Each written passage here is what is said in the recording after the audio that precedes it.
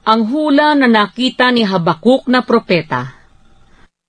O Panginoon, hanggang kailan dadaing ako at hindi mo didinggin? Ako'y dadaing sa iyo dahil sa pangdadahas at hindi ka magliligtas. Bakit pinagpapakitaan mo ako ng kasamaan at iyong pinamamasdan ang kasamaan? Sapagkat ang kasiraan at pangdadahas ay nasa harap ko at may pakikipag-alit at pagtatalong bumabangon. Kaya't ang kautusan ay natitigil at ang katarungan ay hindi lumalabas kailanman, sapagkat kinukulong ng masama ang matuwid, kaya't ang kahatulan ay lumalabas na liko. Mangagmasid kayo sa gitna ng mga bansa, at tumingin kayo, at mamangha kayo ng kagilagilalas, sapagkat ako'y gumagawa ng isang gawain sa inyong mga kaarawan, na hindi ninyo paniniwalaan bagaman saysayin sa inyo.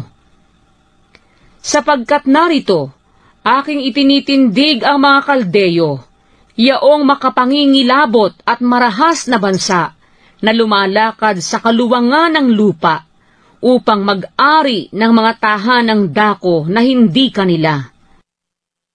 Sila'y kakilakilabot at nangakatatakot.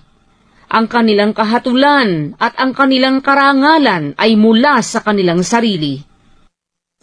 Ang kanilang mga kabayo naman ay matutulin kaysa mga leopardo at mababangis kaysa lobo sa gabi. At ang kanilang mga mangangabayo ay nagtutumulin na may kaparaluan. Oo, ang kanilang mga mangangabayo ay nanganggagaling sa malayo. Sila'y nagsisilipad na parang agila na nagmamadali upang manakmal. Sila'y nagsisiparitong lahat sa pangdadahas. Ang kanilang mga mukha ay nangakatitig sa silanganan, at sila'y nangagpipisan ng mga bihag na parang buhangin.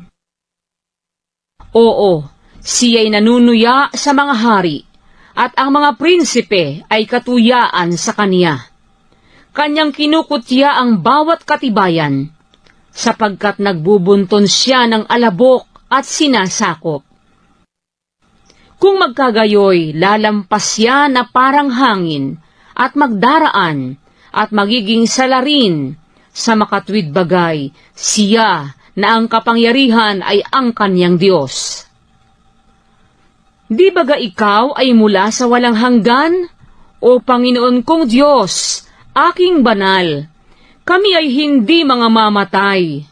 O Panginoon, iyong itinakda siya ukol sa kahatulan, at ikaw, o malaking bato, ay iyong itinatag siya na pinakasaway. Ikaw na may mga matang malinis, kaysa tumingin ng kasuwailan, at hindi ka makatitingin sa kasamaan, bakit mo minamasdan ang nagsisigawan ng paglililo, at tumatahimik ka pagka sinasakmal ng masama ang tao na lalong matuwid kaysa kanya? At kanyang ginagawa ang mga tao na parang mga isda sa dagat, parang nagsisigapang na walang nagpupuno sa kanila. Kanyang binubuhat ng bingwit silang lahat, kanyang hinuhuli sila sa kanyang dala, at kanyang pinipisan sila sa kanyang lambat. Kaya't siya'y nagagalak at siya'y masaya. Kaya't siya'y naghahain sa kanyang lambat at nagsusunog ng kamangyan sa kanyang lambat, sapagkat sa pamamagitan ng mga yaoy ang kanyang bahagi ay mataba at ang kanyang pagkain ay sagana. Mawawalan nga baga ng laman ang kanyang lambat at hindi mahahabag na pumatay na palagi sa mga bansa?